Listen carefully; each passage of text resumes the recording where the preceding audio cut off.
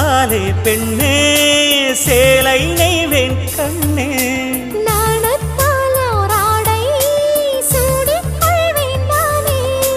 பாயாகும் அடி சொல்லாதே பஞ்சணம் புதையல் ரகசியமே சாய்ந்தாடும் சங்கில் துளி பட்டாலும் முத்தாகிடும் முத்துண்டே செம்பூவே பூவே உன் மேகம் நான் வந்தால் ஒரு வழியுண்டோ மன்னவன் விரல்கள் பல்லவன் ஒளியோ படை கொண்டு நடக்கும் மன்மத சிலையோ இமைகளும் உதடுகள் ஆகுமோ